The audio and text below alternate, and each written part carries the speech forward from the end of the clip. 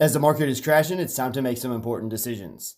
It's time to decide whether you're going to be a seller in this market or a buyer. Now, I know which one I'm going to be because I don't like selling at a loss. Okay, so I'm going to be looking to acquire cheap stocks.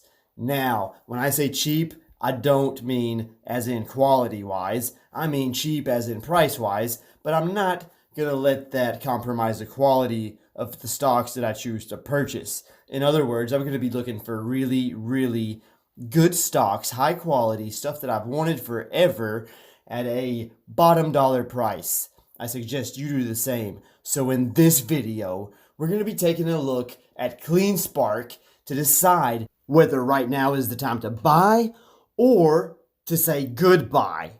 And we're going to be starting right now.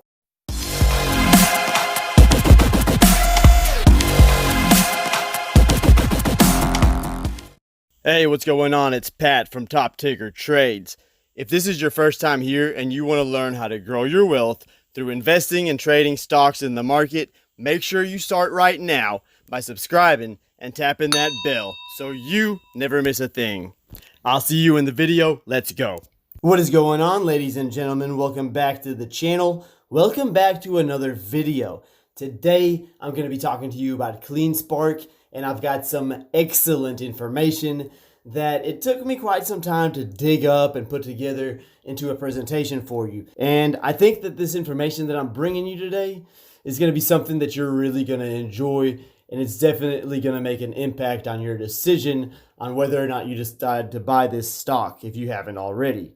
Now, I do want to ask a favor of you today, and I want to ask that you guys please smash that like button because it does motivate me a lot. I'm trying to go to double uploads per day, and I think that if you smash that like button, it would make that transition easier for me. But more importantly, it's for the YouTube algorithm.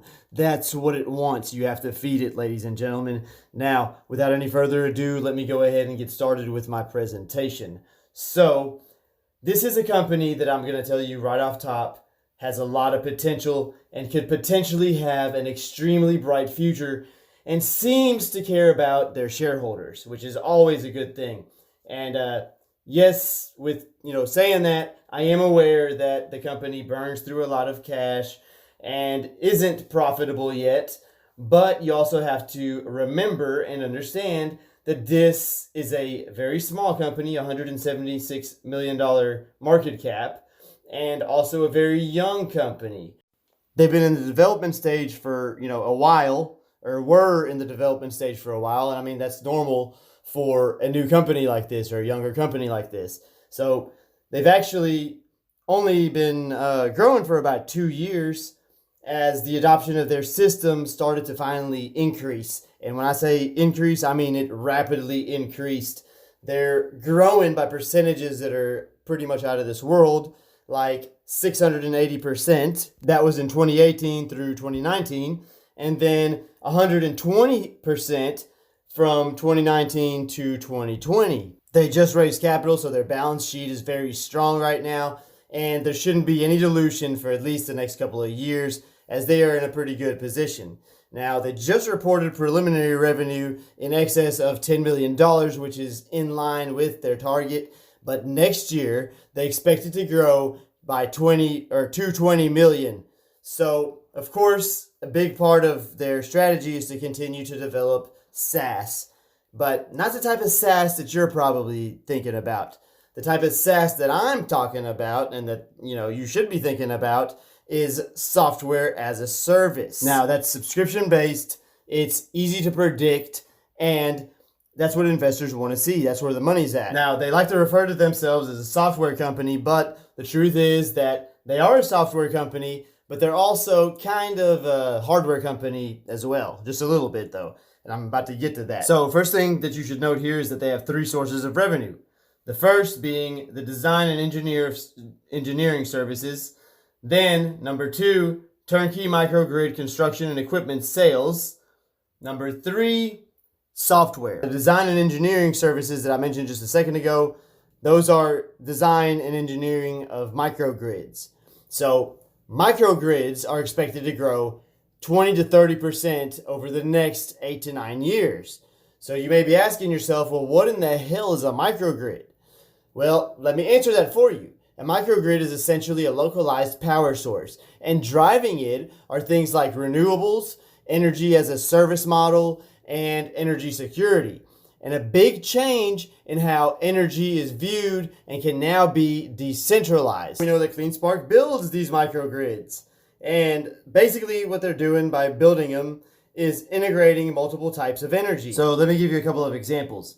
For instance, if you add storage on top of your solar that you have on top of your house, they integrate all of that into a system and make it function based on what's important to you. And we are going to get into more details on that later. During one interview with the CEO, he says that the Marine Corps is one of their largest customers, or one of their large customers, and that they build systems that make sure that the lights stay on during mission critical applications, such as communication control and even navigation. But now let me reiterate the fact that everything that they do is really focused on driving software revenue, because that creates long-term income for the company. But most people, they're only familiar with the hardware, such as the battery, the wind, the electric, the generator.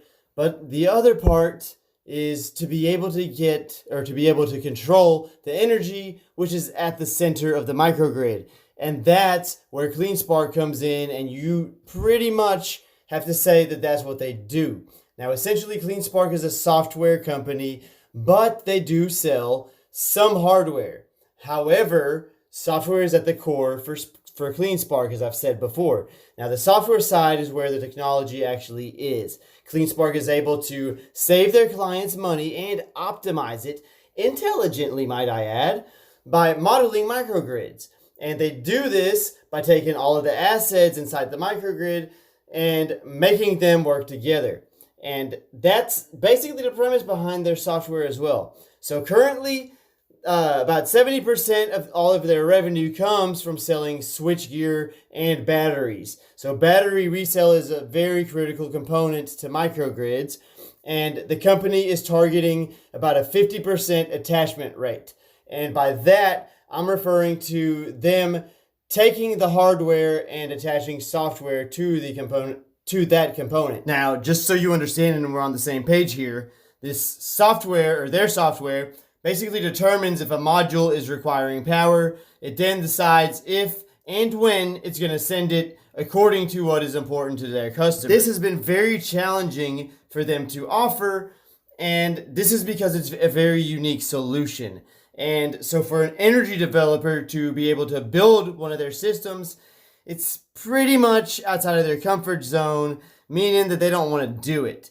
And that means that CleanSpark has been forced to fill the role as being the engineer, procurement, and construction company. So in response, what they did is CleanSpark acquired an equipment manufacturer that allows them to basically store their software in a physical place. So it's a physical place for their software to essentially live, which then allows them to sell a piece of that equipment, which complements the system and shortens that development cycle. And this allows much more rapid expansion.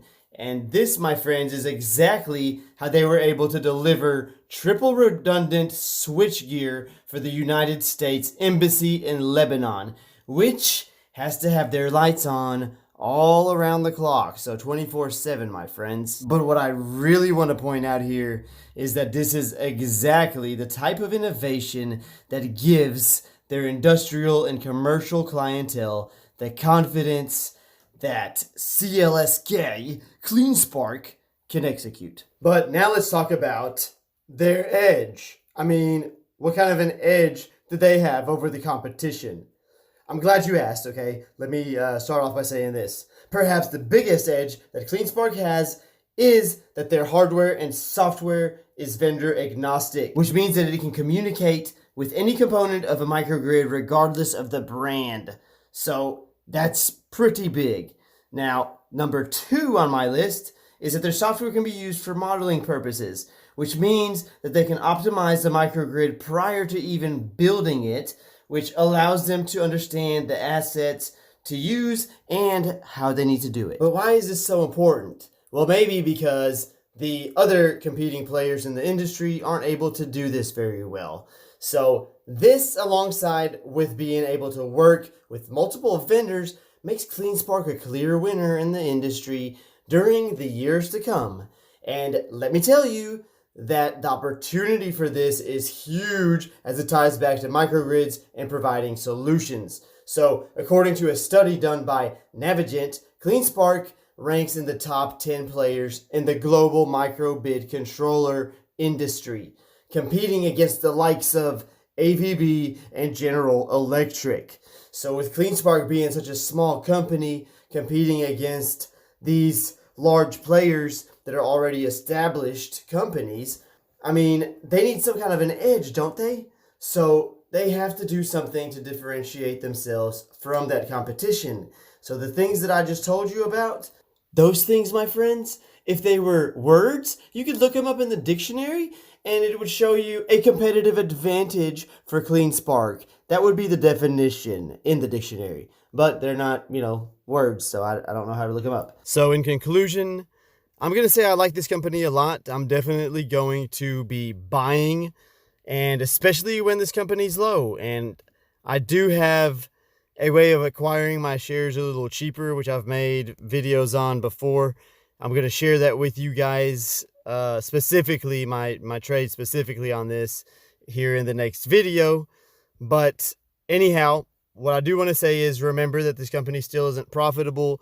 There's a lot of things that could happen, so don't go all out and crazy, but get a position, a small position, because this could be very profitable. Congratulations, ladies and gentlemen, you've made it to the end of the video. If you found this video helpful, I ask that you help this channel out by smashing that like button, as it motivates me to keep making videos just like this one every single day. If you're not a subscriber, you should consider subscribing, as I publish valuable content like this daily. You can do so from your screen right now, and if you want to check out more of my videos, you can click on the video that you'd like to see on your screen right now. Thanks for watching, and I will see you guys in the next video.